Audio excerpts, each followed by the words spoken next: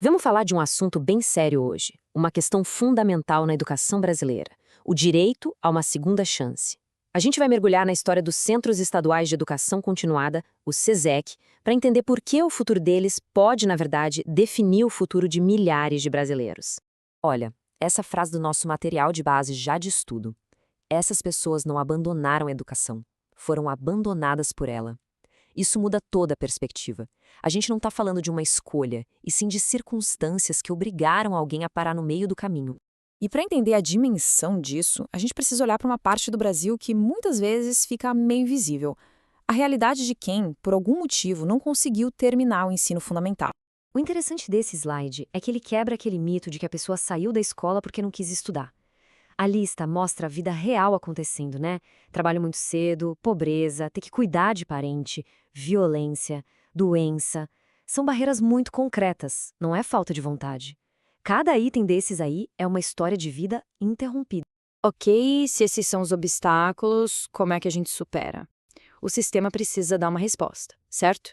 E é exatamente aqui que a nossa análise mostra a solução que foi criada para isso. E essa solução é o SESEC. A definição que a gente vê vai muito além de uma sigla. É um conceito, a materialização do direito à segunda chance. O que isso quer dizer? Que o modelo foi pensado para quem tem uma outra realidade, onde o tempo de aprender precisa se encaixar no tempo de sobreviver.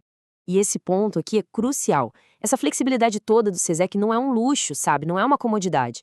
Para quem tem um horário de trabalho que nunca é o mesmo, que depende de um transporte público que falha, ou que até carrega um trauma da escola, esse modelo acolhedor é, na verdade, uma necessidade básica.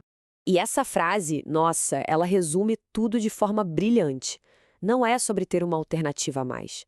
Para muita, mas muita gente mesmo, o SESEC é o único caminho que existe para voltar a estudar e tentar construir um futuro diferente. Só que, como o nosso material aponta, essa porta, que é tão essencial para tanta gente, agora está correndo um risco muito sério de ser fechada. O problema está todo aqui. Uma nova resolução que simplesmente barra novas matrículas para o ensino fundamental à distância para jovens e adultos. Exatamente o serviço que o SESEC oferece.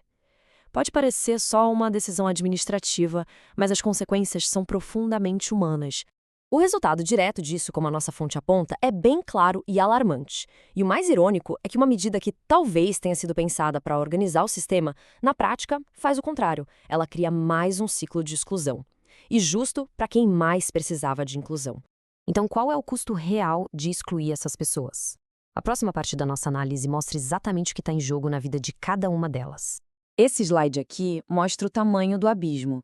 De um lado, com acesso ao ensino fundamental, a pessoa pode sonhar com um trabalho formal, pode entender os próprios direitos, pode participar da sociedade. Do outro lado, sem esse acesso, o que sobra é invisibilidade, exclusão, dependência. A gente está falando da base para se ter dignidade. E tudo isso nos leva à conclusão da análise, que coloca essa questão em outro patamar. Não é um problema de gestão, é uma escolha fundamentalmente ética. A fonte constrói o argumento final de um jeito muito poderoso, em etapas. Primeiro, ela desmonta a justificativa da eficiência. A ideia de que fechar essa porta vai otimizar alguma coisa é, na verdade, uma ilusão, porque a consequência real não tem nada a ver com eficiência. É isso. Ponto.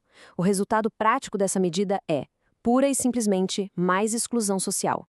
E aí o argumento se fecha de forma demolidora. Essa política não só não ajuda a reduzir as desigualdades, como ela faz pior. Ela cava ainda mais fundo os abismos que já existem na nossa sociedade.